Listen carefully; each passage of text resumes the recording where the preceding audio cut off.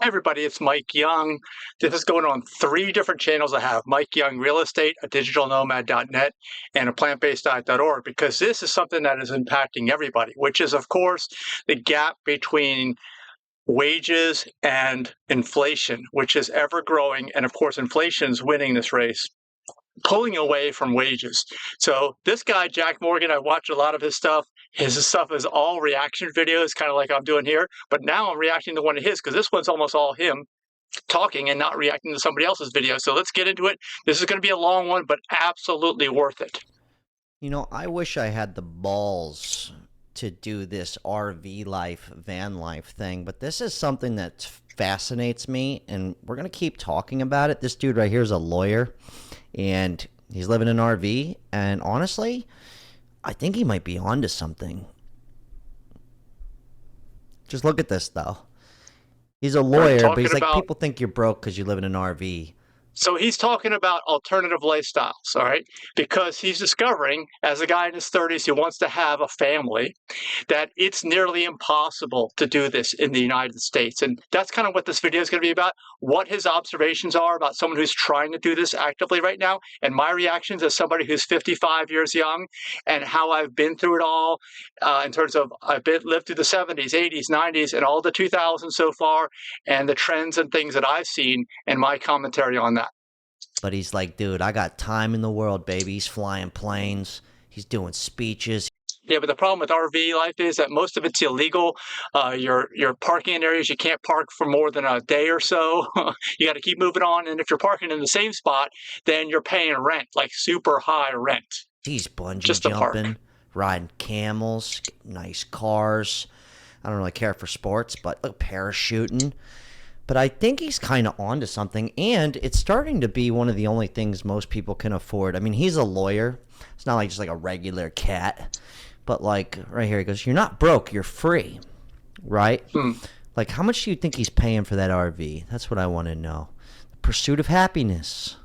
The rich. You're not broke, you're free, as long as you're not paying lot rent, because lot rent is more than what I was paying for like an apartment in the early 1990s. It's just insane. People have the least amount of debt. Well, here's the thing. Like, we're going to get into some home prices. You know, you hear that thing, just move rural, move out of the city. Well, I've been looking, and it's really not that many options. Like, look at this price for this called Mansion on Wheels. $4,000 or $4,000 down or $40,000 cash. Now, $40,000 still a good amount of money, but just look at this place. Yeah, so he's going to pay $40,000 for an RV. And then what are you going to pay for lot rent or a place to park it? I mean, I'd say a minimum like $500 to $1,000 a month, plus all that. Real quick. And Nestor, you tell me how this looks. I mean, it looks bigger than your apartment, to be honest. Buy a mansion on wheels for only $4,000 down or $40,000 cash. But it's just this showing is a 2018 Cedar Creek 38 FLX front living. Let's speed through this because we're making $3.80 an hour starting out. That's great. That's great. So I paid $2,700 a month in rent instead. This is kind of where it's backwards, and I do agree. I don't know if it should be $66 an hour for minimum wage. But right here, I had some of your thoughts from the second channel. Yeah, okay, Jack's probably finding out for the first time that you really need to earn six figures. $100,000 is like the minimum you need to buy the cheapest house in any state in the United States. That's on average. So there are going to be some cheaper areas within certain states, but that's pretty much the benchmark now. It used to be like $100,000, six figures, you were like living like kings, and now that's the entry level. You need that to get in. Let's go over there real quick. This was from the $66 an hour minimum wage video. This is some of you guys. It goes, in the 70s, a family of 7 lived in a 1,500 square foot home. Parents' room, bunk beds, other 2 rooms, and basement finished with another room. The problem. That's another factor, is that the average size of the average house is ballooned, it's exploded, and the average family keeps getting smaller and smaller. We can't even replace our own population now. So there's a giant disconnect there, for sure, in the housing stock of the United States. Problem is, people today think they need 2,500 square feet. Let's fast forward to this. All right, this is where he starts looking at, this is where he starts looking at houses in the U.S. This is what I want to get into, this spot right here. This is rural Florida. You see how there is nothing for sale? Yes. Under $300,000? It used to be cheap. This What Jack may not remember is that Florida, until about 10 to 15 years ago, was one of the least expensive states to live in the United States. It was down at the bottom of the cost level. But now it's leapfrogged everybody. It's up near the top. Just to give you an example, he's talking about rural Florida. I bought my house in rural Florida, an actual house, not big, small, okay, but an actual concrete block house. I bought it 11 years ago at the kind of the end of that housing crisis that was brought on by all the foreclosures, when Florida was still like one of the cheapest states in the U.S., and I paid $14,000 for the house, if you can believe that. This is what we're getting at. Okay, we're gonna do Florida last, but I think there is something to be said about us wanting too much.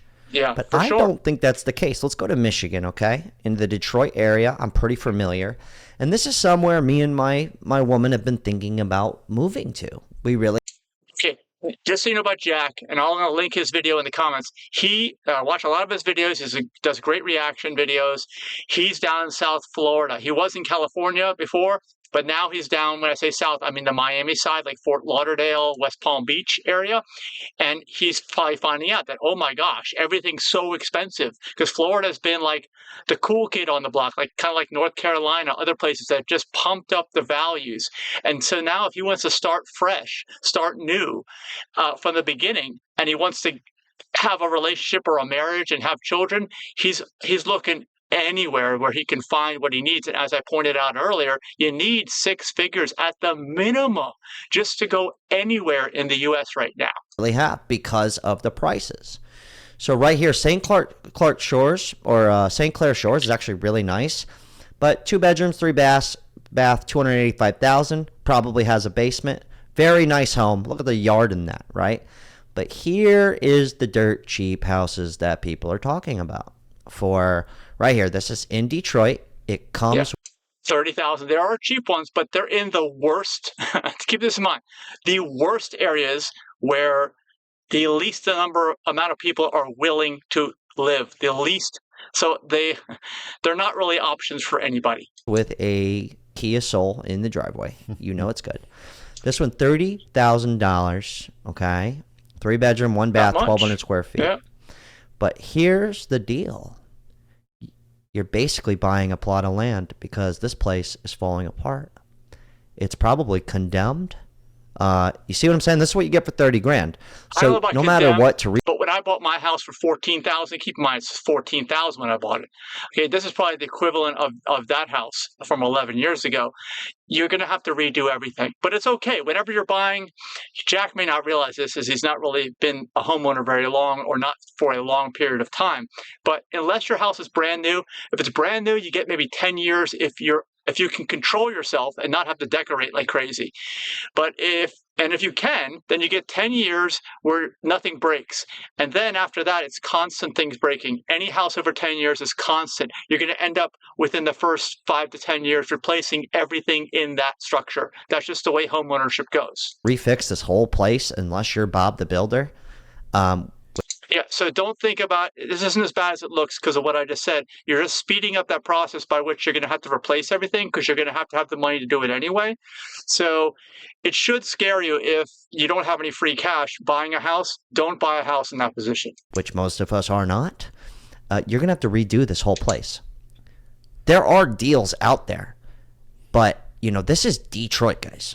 Okay, I don't know if you've ever been, but it's not great. Yep. All right. That's what you get for okay, the but right cost. here, though, we can find some pretty good deals. And remember what I said about being kind of brainwashed, okay? Brainwashed into thinking $285,000 is a great deal for a 4-bedroom, 2-bath, 1,900 square feet. This does probably come with a basement, though. I'm not saying this is a bad deal. I'm just saying that's how. It's not a bad deal for the market, but everything is a bad deal for somebody who's just starting out, unfortunately. I mean, it used to be the U.S. was the only place that people would want to go to. Like, oh, the U.S., yeah, the best country on earth. And I don't hear that so much anymore. And people start to realize that places out of the U.S. are a lot, of course, they're a lot more affordable, but they make way more sense. They're way more attractive than the U.S. How far gone it is for a starter, basic starter home. All right. Yeah. But for instance, I'm so brainwashed that I'm thinking to myself, yes, for $250K, something I can afford, I will relocate states Up to to the somewhere Great White where North. it snows half of the fucking year. Okay? Yeah. It's freezing. And I'll up my life for this steal of a deal. For a basic 3-bedroom, 2-bath, 1970s. Okay, let me also point out that from my knowledge of real estate, I've definitely seen it the last couple of years as prices have spiked in the South because everyone's been moving from the Rust Belt to the Sun Belt, that people have started to move back north because the prices look really attractive, just like he's saying. And I have seen the resurgence of the North, the resurgence of the Rust Belt, and the prices are starting to climb over there. So it's interesting because this is the first time in my life, I'd say, and I'm 55, that I've seen the Rust Belt start to be more attractive than the Sun Belt, just like he's saying. He's 1,700 square feet house. That's where we're kind of getting at here. And the list goes on and on and on. Okay? But remember, these houses, even if you're making $66 an hour, Nestor, do the math on that. $66 an hour, that's what? That's $2,000 a week. That's $100,000 a year. You're still to make $100,000 a year. There you go. This is what you're dealing with. Check my math That's on the that, price would of you? entry. Just in case. I think his This math is what you're dealing correct. with, guys. This is what we're all dealing with. That's why other We're going to countries go back are to the looking RVs too, because I'm starting to think people are attractive. onto something here. And I don't envy these people. I actually kind of commend them. Before we go I mean, the RV people or people who live like Denise and I live out of our vehicle basically in the winter. It's just a different way to go. And you can do it now because you can have an electric vehicle instead of internal combustion. You can have all the comforts of home, like including HVAC 24/7. You can do these things that you couldn't do in the past. And this is kind of a reaction of the market to that, because in the past, the only thing to do was the traditional route. And their prices reflected that, I suppose. But now they can charge more because it's a premium product. to Alabama, what do we got on that? It's around 130K. Okay, so 130K. This is what you can comfortably afford. Denise and I visited Alabama like a year and a half ago. I was really impressed with certain areas of that, especially around Huntsville area, Rocket City. I think the highest level of people with postgraduate degrees in just about anywhere in the U.S. or one of the top cities. It's not a city, really. It's a town. And it's just a really nice place and fairly affordable. I know this guy says no, I'm not doing Alabama. No way, no way. But that part of Alabama is just like a unicorn in a way.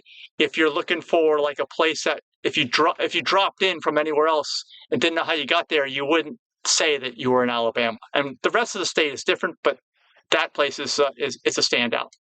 Okay. And remember, we got a lot of families out here. 2 people working together, not even making $130K a year. Yes. All right. But even in Alabama, I don't know what the fuck. Look up what the leading industry of Alabama is. I don't even know what you fucking do there. Okay. But I will say there are some nice places. 195K. Look at this place. And a Look lot at of this these quaint places house. around Huntsville, he might show them that there are like 3 sides or 4 sides brick veneer, which is like a premium home in most areas, even if it's small, but that's fine. It's a nice quality, small house and an affordable rate and good neighbors. It's really, for the U.S., if you ask me, it's one of the top places in my mind. House in Alabama. Now tell me, are you going to up and move your life to go for this steal of a deal for $200,000? It's 3-bedroom, 2-bath, 1,200 square feet. Not bad. I mean, it's a beautiful home. There's like Don't a get lot me of wrong. bricks on there, maybe 4 sides brick. But I'm having a hard time saying yes.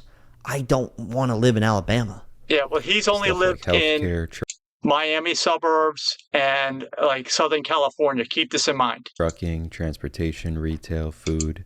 Welders and carpenters are common and growing careers in Alabama. Can you look up what the average wage in Alabama is? Like what the average yearly salary is on that? It's going to be Right lower. here. This is a beautiful home. That's what keeps the prices low. That looks like all brick. 3,000 square feet, 5-bed, 3-bath, Yeah, 230K. That's a great deal. That seems like Huntsville. a steal. I don't even Yeah. have But that's a $230,000 to great- my name. If that's more than 1 side brick, which I believe it is, you're not going to touch that for under $500,000 or more anywhere else. But I'm sitting here going, I couldn't even go buy that cash. But on the other hand, right? Let's go back to TikTok. But on the other hand, I can afford a $40,000 RV. What's the average wage there in Alabama? Does it say? $50K. $50K. That's So even low. with $50K a year, most of those houses in Alabama, Huntsville's higher. you might not even, you can swing it, but it's by the hair of your dick, dude. It's by the hair on your nipple, okay? Minimum wage is meant. I'd actually say that Alabama is underserved in the housing market. I mean, it's like a hidden gem still. I think that there's a lot of positive there, a lot going on, a lot of upward momentum. People like this guy, Jack, aren't going to notice it because he's got so many personal biases against it. But that's just because of a lack of knowledge, I would say. You always want to get in early. To be a livable wage. It is not a livable wage. Yes, that is actually a fact. It was supposed to be a livable wage. That's what we're all getting at here. All right. But right here, this lady kind of explains why she moved into an RV. But this is kind of like your regular person's thing now. This is what you... And I'm dealing with this too. I mean, I'm making great money, but who wants to pay $4,000 a month for your mortgage? I fucking don't. I don't. That's... Keep in mind, too, he's always lived under his means. Beneath his means, which is great. Actually, he's had roommates when he didn't need to, all kinds of things. He drives a 40-year-old car. Keep this in mind. The average person's also not willing to do those things. But he's realizing that, hey, even if I wanted to have my own place,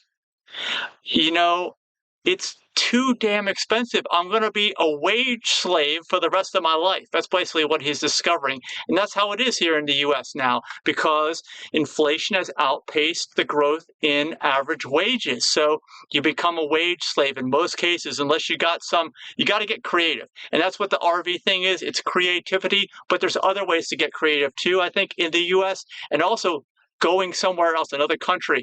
It's not like it used to be. They're not isolated anymore. You've got the internet. You've got Starlink. Even if you're out in the Amazon rainforest, like we have a house out there, you got Starlink. No problem. You're not isolated. That's the average person in Alabama's wage a year, just in fucking rent, just in a mortgage. It's hard to say yes to it, is my point. Even if you are making the money, it's hard to say yes to that.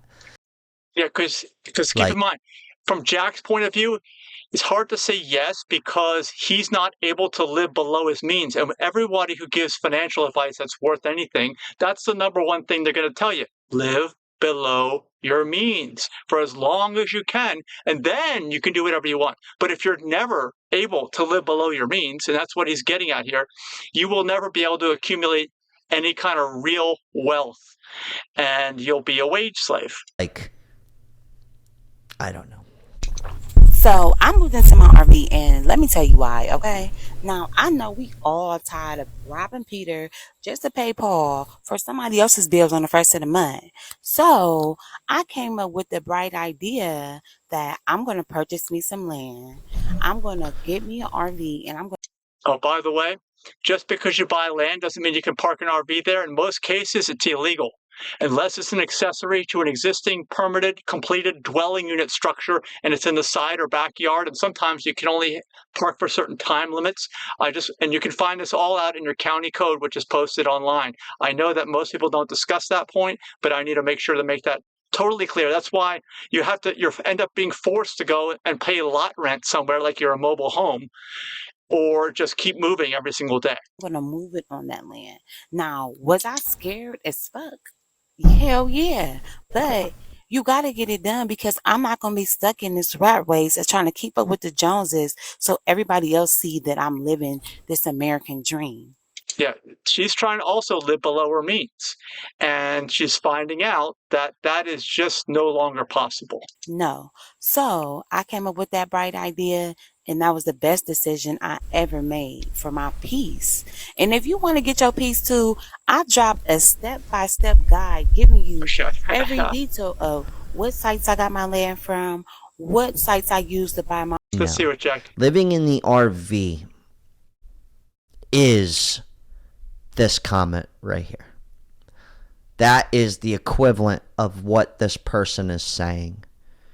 That's kind of the hardest thing about it. All right, what he's saying is that living in the RV is like the old American dream from the 1970s. That's the kind of money it takes, the same kind of money, because of the gap between inflation and average wages. And I would agree with that.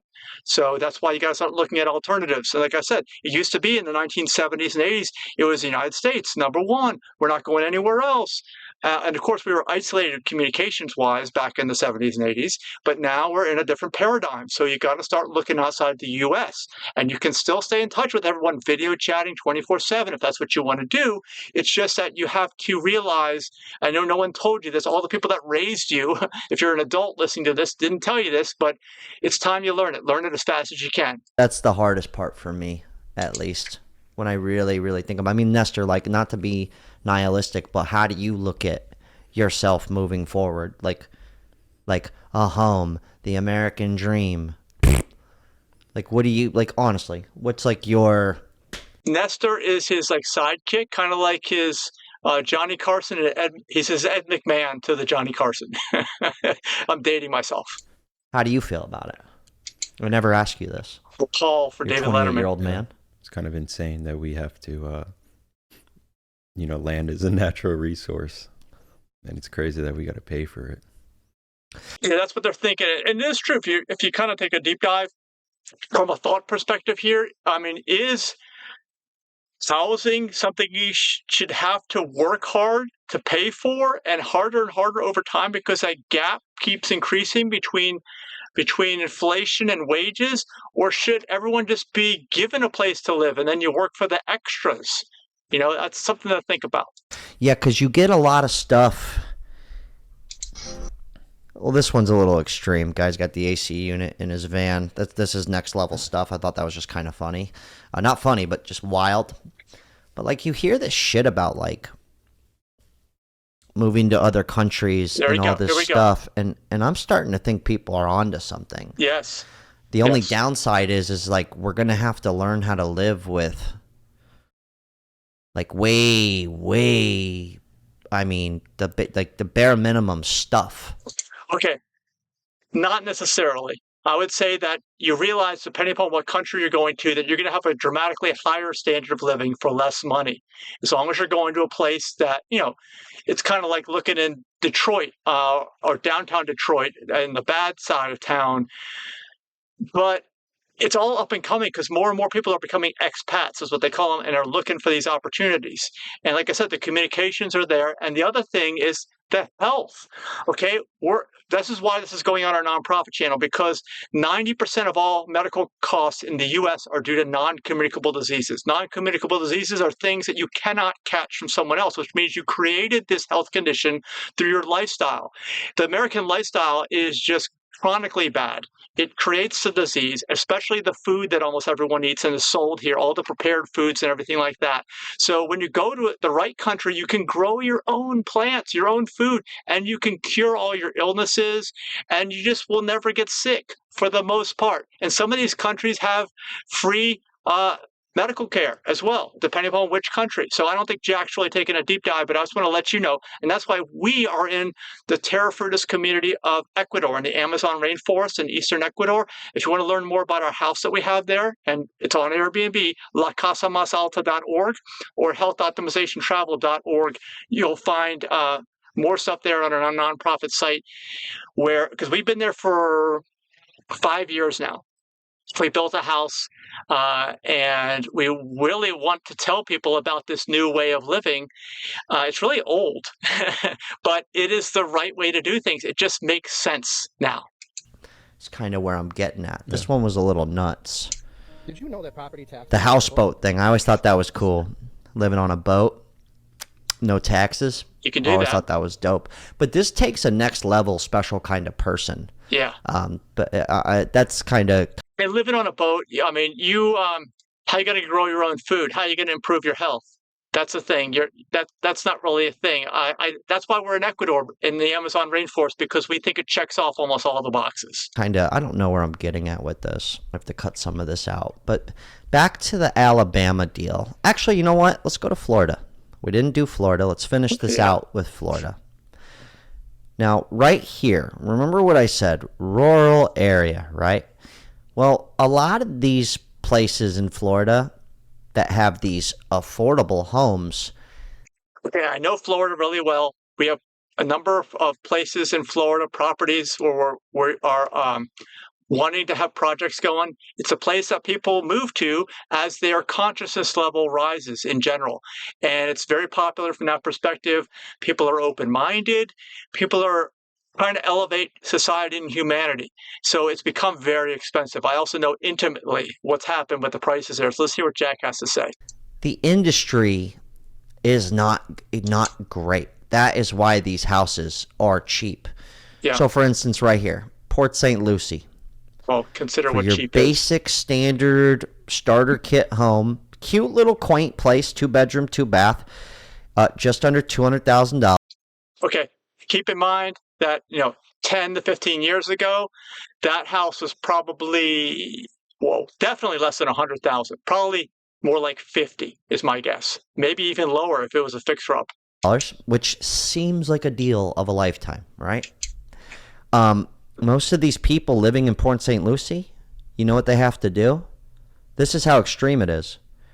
They drive from here all the way to here. So this is their commute.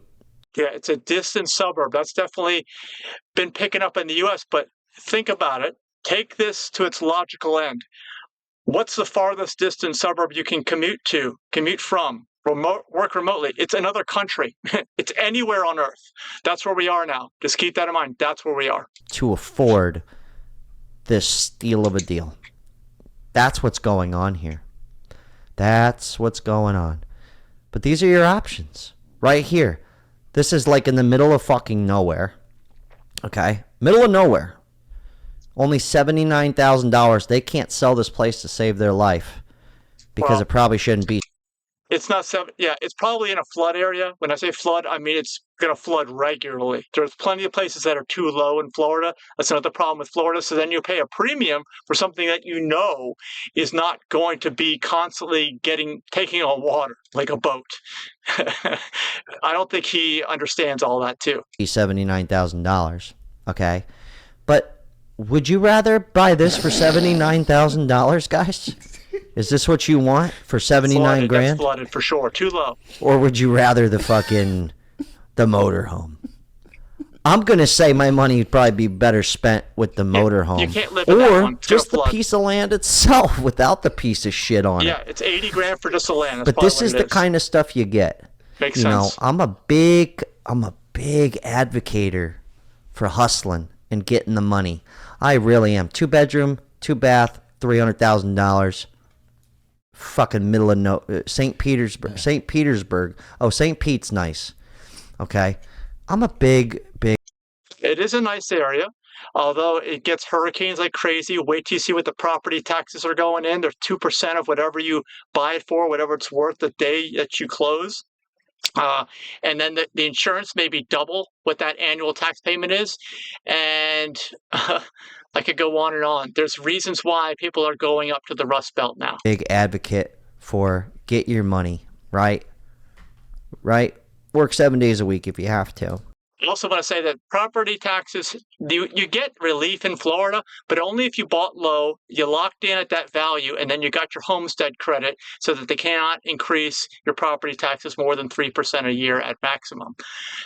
But those days are long gone. Now you get the welcome wagon from hell with the taxes that come due immediately within the year of you buying. And then, of course, if you have a mortgage, wait till you see what the property tax insurance is. So many insurers have left the state. That's the welcome wagon from hell in Florida. But there's no denying that something's up.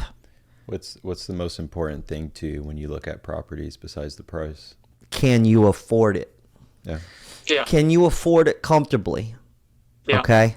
This is kind of When he says comfortably, he's saying, I want to live below my means, which I think is admirable. And it's something you would really rather have. And I would only ever advocate for you living below your means. And he's basically realizing it's not possible. It's not possible. He's not even talking about Southern California, but that's even worse than Florida. This is just what blows my mind about what's going on here. This is something you cannot argue with. Yep. I don't even know where the fuck this place is. 150 grand seems like a steal, but I think it's like in the middle of nowhere here. That's Eustis, Florida. I think this is... Yeah, that's Central Florida, but also that one probably is on low ground. I can see that it's not built up around the house. I could just tell it's built a while ago, built on low ground. And the problem with Florida is even if it was okay when you built it and it didn't flood, when I say flood, I just mean a couple inches of water on the floor after a heavy rainstorm. It doesn't have to be any more than that. Your house is ruined. But when neighboring properties, especially large tracts of land, get built up with a tract home builder, they come in and they raise the ground way up. And every time they do these projects, the ground is higher up than it was 5-10 years ago because they realized that they were too low in the past. And what that does is that all the other properties that are lower, that never used to flood, now they get runoff from this higher ground and they start to flood. And we're seeing this all over the state of Florida. Literally in the middle of nowhere. Yeah, it is. Wait. Let me see something. Right here. Middle of fucking nowhere, Florida. Right here. The dead middle of the state. Not a beach nearby. Yeah, nobody wants to live there. They never have because they want to be on the coast. But that's what's suffering the rising sea issues and the hurricanes, full impact of hurricanes. Most of the properties in the center of Florida have much lower property taxes. Not property taxes, but insurance costs, because by the time a hurricane comes inland, it loses steam quickly. Nothing. And it's a manufactured home. $225,000. A lot of manufacturing. There's no arguing something is fucking wrong here. Let me look at the history. This place can't even be that old. It sold for $4,000. I think it was just a plot of land that sold. Yeah. In 2022, they tried selling it for $250,000. They can't sell it. They can't sell it for 3 years. They can't sell it. $250,000 for a mobile. Oh, yeah, they can. Sold right here for $40,000. Look at this shit. Is this even real? Like, could you imagine? This is look at this. 40 grand. Let's turn around and sell it for. Right, if that was 2020, that was the land only before they brought the house on. 5.5 times the price. This is what we're dealing with, guys. Or it could be too low. So I don't blame people. You start seeing this shit about people living in fucking RVs. But this doesn't seem like a bad deal. Honestly, this is kind of where it is. Like I said, it is a bad deal if you factor in lot rent and you're not going to be driving from one place to another every single day. Is this frozen or something? All right. I think Let me go to where he's just talking about stuff after this, because this goes on and on. Looking at prices, we already know what the dynamic is here in the U.S. Let's see where. Okay, here he is. Today, I'm tapped out of houses, but you guys leave your thoughts on, like, I really am thinking about it. I don't know if I could do the RV thing. I think I would rather go to another country before I did the RV deal. I'm seeing that for sure. Nestor, you want to live in an RV? The idea seems nice, but I don't think I could last. That's what I'm trying to say. Like, I'm not saying it can't be done. It's nice if you want to go to a different place every day, if you can work remotely, if you want to see things like national parks, do things. You can even live in an RV all around the world, not just in the U.S., but most people don't do that. They don't want to do that. It's too tiring. They end up renting a plot of land, and it's more than they would cost, or almost as much as it would cost them to rent an apartment. I'm not saying that. Oh, and then you're in these areas that you're so close together with the other RVs that you might as well be in a city or an apartment building. It's kind of like camping, these campsites that have all these tent spaces or RV spaces close to each other. I don't know why anyone does that. It's just like being in a city. You're not being out in nature. I'm saying I don't know if I could do it, like long term. You'd have to try it out for a bit. I don't know if I could do it, and I don't know if my lady would want to do it. And Yeah. then I want to have kids, right? Most How do people you wouldn't do do it. that? It's uncomfortable. It's uncomfortable, and most people want comfort, and that's very unstable. There's a lot of uncertainty. Most people, I'd say, cannot handle that. I spoke to a guy recently. He wanted to do a brand partnership deal, and he makes great money. There you go. And he's living in Mexico. He's in Mexico, yeah. White guy, gringo. And he said it's like spectacular. And I keep thinking to myself, like, but I'm in a position where I make remote money. We've said this 1,000 times. Yeah. You don't go to Mexico to make pesos. Yeah, and I'd say that to keep in mind, this is also another factor in the housing market. Of course, the large corporations like BlackRock are buying up houses like crazy in the U.S. Lots of other foreign citizens are buying U.S. property because you don't have to have U.S. citizenship in order to buy. And then there's many countries where you don't have to have their citizenship in order to buy. And I think Mexico is one of them. And but because you can work remotely, that's also made housing more of a premium in the United States now, where it didn't used to be, because everybody had to have one here to earn a living. And now it's optional. You go somewhere else. You go there with your American dollars. Yep. That's the one issue. And I do think, like, back to what you said, I really do think that that's kind of an issue. It's like reverse, like how people from Haiti and everything move here. Yeah. And then the ghettos are like high class compared to their countries. But then when people like me, if I go move to Mexico, I'm bringing this money in there. Yeah. So it's making these prices go up. Like we just saw Alabama, guys. Yeah. Don't make me pull up the Purple House.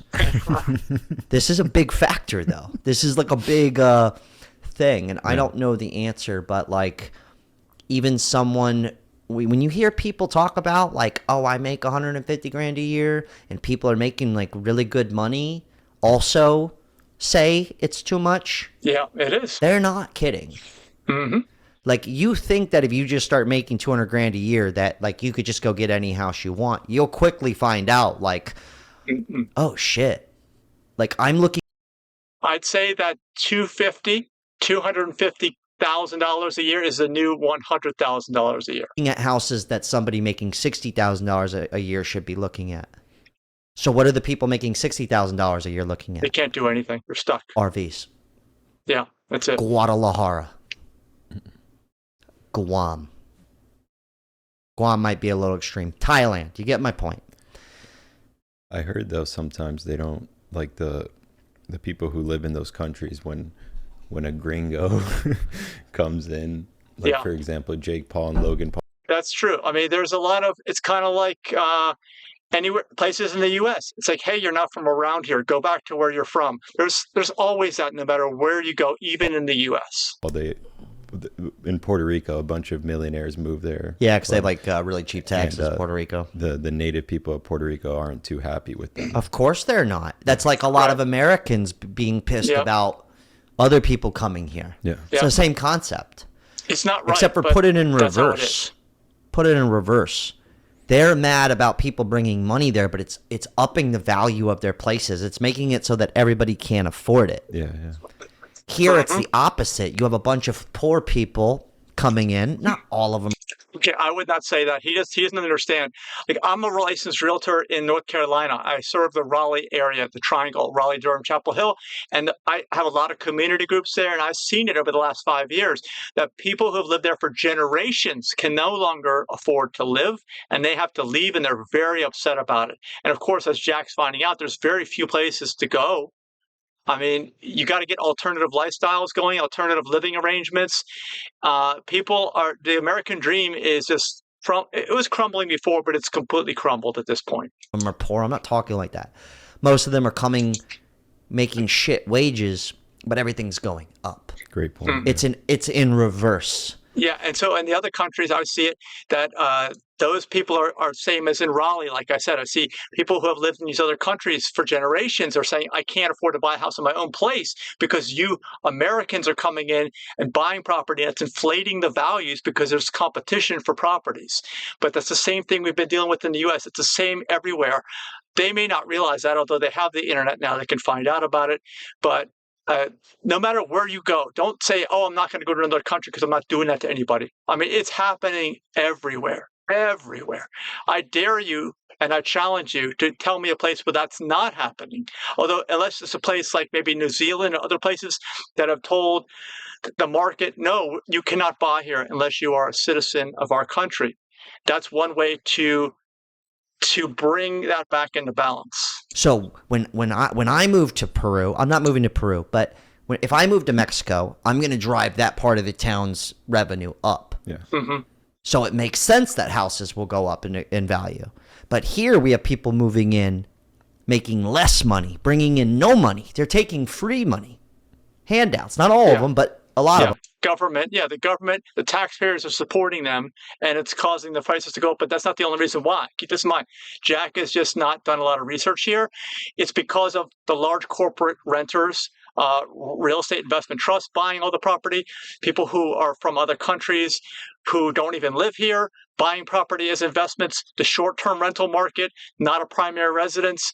That's a giant business these days. All these things are pulling out the supply. There's hardly any supply when you factor all these things in. And of course, the U.S. government printing all this fake fiat currency and causing runaway inflation, which jacks up the value of, commodities such as housing. So it's no longer something that's easy to get. It's something that's very, very difficult to get in the U.S. But prices are still going up.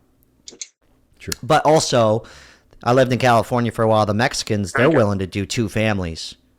I'm talking. Yeah, that's what I'm saying. Alternative living arrangements are like the normal now. Having roommates, having housemates. It has to be done. It used to be extremely rare when I was growing up.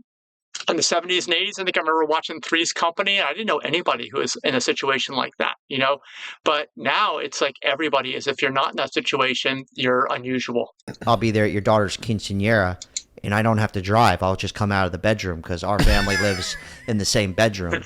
The barbecue's at our house. 2 families living in the house. Yeah, this is kind of like, the end stage capitalism or the death of the nuclear family, right? Or I can't remember what's the other way around. I'm not sure if I got my terminology right, but it used to be that families were close, even in the U.S., like close by. Well, you had to because the communications were so bad. Transportation was a major issue. It's not anymore. So now everybody's kind of scattered. They go do their own thing. They decide what they want out of their life, and they just go for it. And if you're not like that and you want to stay all together, it's a lot more affordable, like exponentially more affordable, like he's describing. I'm not kidding. This is a real fucking thing, guys. And they're happy because they don't have that big of bills. I mean, think of Indonesia, guys. You send your 6-year-old to work at Nike to help pay for rent. All right? There's something to be learned from these people. I'm just kidding. Anyways, hell of a talk. He's not kidding, actually, because he always wants to live below his means, and that's how you do it. You got to get creative. You got to think outside the box. I think I'm good. You got any crazy ideas? Because I feel good about this conversation. I'm just kind of trying to really pick it apart. I was trying to look up statistics about people that go from van life back to normal, quote unquote, normal living. I couldn't find anything. If you had to take a guess, you think most people go back to, you think the van life is like a temporary thing, or you think people are committing it? That's a great question. Let's go. I'd say it's temporary from what I've seen. People realize the cost, meaning you get if you don't really like traveling, you get exhausted of it after a while. The instability, and then if you park, like I said, you might as well just rent an apartment or try to buy a place. The price is so similar. Go back. We'll wind it down here. I think. Excuse me. Also, you might as well just go to another country because that's now popular. I'd say when the van life craze started a number of years ago, people weren't really leaving the country, not the average person. You were a freak if you left the country. Now the average Joe or Jane has got a way better deal overall. It just seems way more attractive to leave the country. I think something like this gentleman here riding camels in Egypt. No, that's not the point of that. Oh, let me. How come I can't move this back? Because if he's a single dude, it's sustainable. Like this guy right here, the lawyer guy. Yeah. Like this. Also, I want to say, you could do it raising kids, but Denise and I are married, but we're not raising kids. We're not raising plants. We don't have any pets. Those things make it exponentially more difficult to live on the road. Dude's a fucking lawyer, guys. When you think lawyer, you think money. But I think it's a bigger deal, right? Like, I think he's not doing it because he can afford it. Back to people making great money, also looking at this as a viable option. Yes. Not just people not making good money. Not just people getting by on $40K a year going, fuck, I got to live in an RV. Yep. It's also lawyers going, I want to keep my money. Mm-hmm. I'm not going to work this fucking hard. Yeah, they don't want to be a wage slave. They want to accumulate wealth. They want to become independently wealthy so they don't have to work. They want to live below their means. What else are you going to do while staying in the United States? Unless you happen to buy early. Like, I know the joke is Dave Ramsey says, but you should have bought a house when you were 5. Like, that's a joke. Like, I couldn't have done that. Well, you always could have bought a house immediately, or as soon as you could. But now, like I said, that gap is so big. This guy who's probably younger, he didn't have that opportunity, and he's still going to go for it. He still wants to be independently wealthy, and this is how you have to do thinking outside the box. To not have any money. We just reacted to a lawyer chick that moved back in with her parents. Yes. Yeah. And it's not that $100K isn't a lot of money. It is. It just doesn't do it. It's not. $250. This is what you're getting. Yep. This is what you're fucking getting. Yeah. And I think it might be a short-term deal. It might be only a few years for this guy. Next thing you know, he's got $250,000 cash, and he could go, I think Oaxaca sounds nice. Yeah, that's like Dave Ramsey. I'm giving him credit again. He says, live like no one else now, meaning live weird, live different. So later on, you can live like no one else, which means do whatever the hell you want. But you can't have both. You can't live like everyone's doing, which is basically in debt up to your eyeballs and living right at or above your means and expect to ever accumulate wealth. In Mexico, and I could take my $250,000 and go spend $100,000 of it on a 3-bedroom house versus, well, we already looked at Detroit and Alabama. So that's kind of where my head's at. And I think a lot of people are feeling that way. I actually commend people for doing it. These people are, this guy was talking about how he was going to date a woman and she goes, oh, you live in an RV. That's not what I'm getting at here. Like, good luck convincing a woman to live in an RV. It's true. I'm not saying it can't be done. I'm just saying. It's like you're going to reduce the number of people that are willing to go along with you when you have that kind of a lifestyle. So you're giving that up too.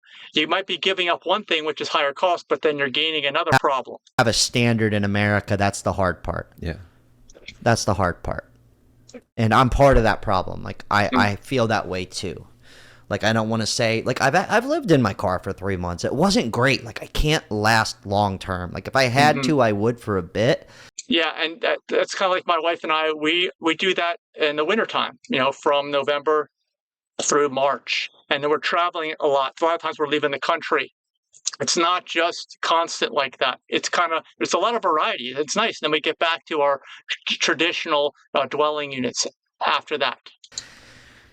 But I don't know. I mean, maybe this is the future. Maybe this is it. Maybe we get comfortable with this kind of stuff.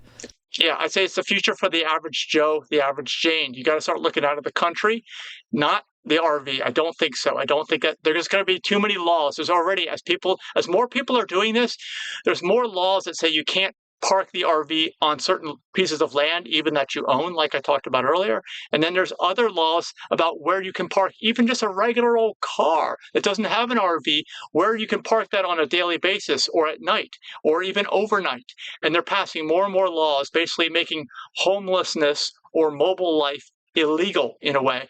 And it's been, if you look at the trends, it's been getting that way more and more over time. This isn't a new thing. It's been getting that way. And if you look back, 100 years, nobody had any laws like that I'm aware of on the books. It's only been as we've become more advanced, I guess, had a better standard of living. We've priced people out. All these regulations that make like living immobily and homelessness illegal, they all jack up the cost for everybody else who's around paying as a regular person. Like, I'm going to make the best of it wherever I go, but I think that's the goal, though, is to get to a place where how do I own it? How do I have no bills? How can I make it so that I don't all my money? Think about this real quick. Okay, I want to tell you guys, Jack, if you don't know, you probably don't know, both of his parents died, unfortunately, recently. He's only in his 30s. And one of them had a condo or a townhouse or something smaller, not a detached property, not on a lot of land. Not that that matters, but that's where he lives. He kind of inherited that, and he inherited the payments that go along with that. So otherwise, he not only probably wouldn't have previously become a homeowner until now that he's looking to start a family and settle down, but it would have been impossible, he's realizing now, if he was to start from zero. Thankfully, at least he has that. So he's built up probably some equity, and he's able to pay this on a monthly basis comfortably. But that he knows that he's not the normal 30-something at this point in time. I think the average age of a first-time home buyer is now like almost 40 years old. And I think that the average age of all home buyers is getting close to 60. I mean, it's not a young person's thing anymore. Lawyer, think about the RV. Nestor, take notes of this. Oh, and just so you all know about how I'm 55, I've seen a lot of change. I bought my first house when I was 22, 23. Second house when I was 24, and that house was like a giant house, like 3,000 square feet above grade, and then a 1,500 square foot basement on a half-acre lot, like an executive house. And I lived with all the baby boomers. Even then, this was in the early 90s, 1994.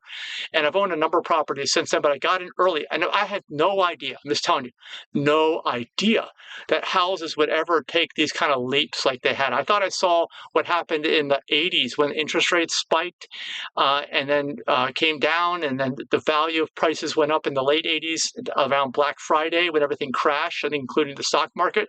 They went up so much around the time, and I started getting into the market in the 90s and thinking, well, I missed the big one. Oh, well, it's never going to happen again. And I'd say what's happened since then has been far in excess of that. Never would have thought this would happen. I always told people own real estate because it's a hedge against inflation, which it is. I had no idea that the government would be on a money printing spree, and that the large corporations would get into home ownership, and that the inflation would be insane. Imagine this. Let's just say you are making crazy money.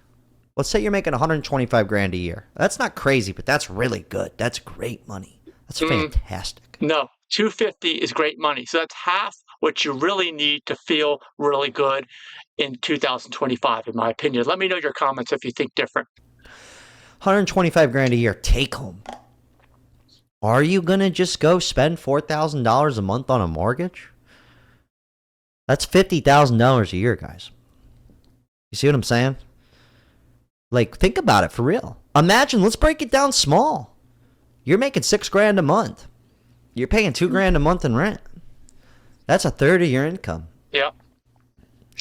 It's a third of your fucking income, dude. Like, yep.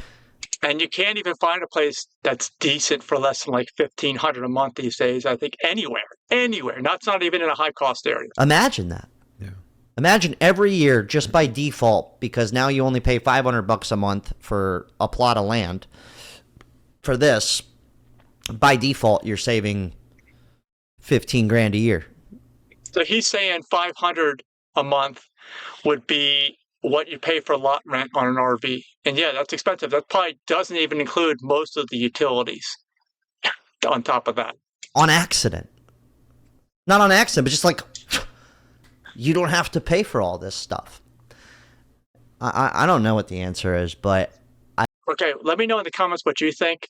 As I said, I think the answer now, if you look at how things have been going, is that the average Joe and Jane are recognizing now that it's better, and it's been happening for a few years at least, to get out of the U.S., have a better life somewhere else, work remotely, connect and keep in touch remotely, lower your costs, raise a family out there.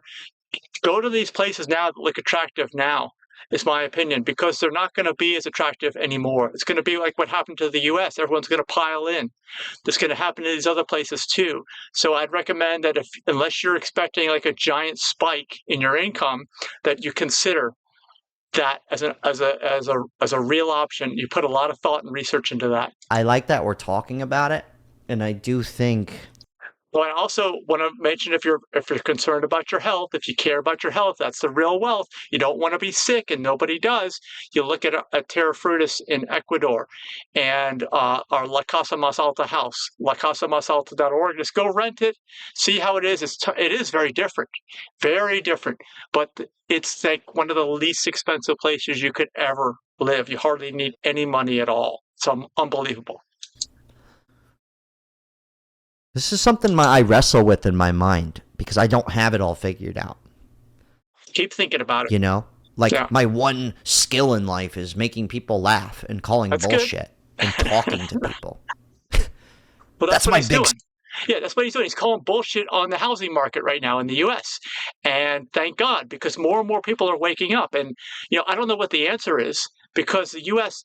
doesn't stop corporations from buying, doesn't stop non-U.S. citizens from buying, even people that don't live in the United States. There's all kinds of public assistance programs, but also jack up the price of everything artificially. We could go on and on. I don't know about any fixing and making it a better system here in the U.S., but at least for now, until they start clamping down and getting more strict in other countries, those are the better option, in my opinion. Skill, guys. I think about this. I go, what am I going to do long term? Yeah. Like, what is the answer? I don't know if the answer's getting a bigger house. Mm-hmm. I don't know if that's the answer. It's not. And I'm facing this right now because we're making a deadline to move, and we don't know what to do. Mm-hmm. We really don't know what to do. We kind of feel stuck, but even where I'm stuck, I think it's still expensive. Yeah. He's only okay, and like I am, I'm only okay because I got in early. And in Florida, you have some great property tax benefits like he's probably benefiting from. He's probably got that homestead where he's locked in at a low rate of tax, and if he was to buy new, he would pay like thousands of dollars a year more in taxes alone. So, yeah, he's kind of stuck. He may just need to stay where he is, or he may need to look at something totally unorthodox, at least in recent history in the United States, which is leaving the U.S. Where Nestor lives right now, this place, we're in Nestor's house, for $1,700 a month, guys, this is like... Got to be at least $1,500, no matter where you are. It creaks and cracks. There's pop. Yeah, the bathroom situation. The bathroom, shitty. The neighborhood itself, not the best. A little sketchy. It's not that bad. We're making it out to be, but this was the cheapest we could find. Yeah, well, it's not that bad in Florida anymore because it's such an expensive state. Florida is now one of the most expensive states to live in, so you keep out so many people now, or they have to move out, and that's what he's seeing. It's still not all that great, but it's the worst of Florida is a lot better than what it used to be just 10 years ago. So much better. It's unbelievable. Like, this place should be no more than $500 a month. Wouldn't you agree? Gosh. Yeah, that's what hurts even big. That's if he's talking early 90s prices. Like I had a apartment I rented in 1990 and 91, and it was put out by the government. It was a regular place in a regular apartment complex, but they had to reserve a certain amount for certain people with certain incomes that I fit because it was lower, and I had a family, I had a wife and a kid, had a household, and I was paying $640 a month for a one-bedroom with den in a close-in area in a DC suburb, in a nice DC suburb. The $500 just No way. No way.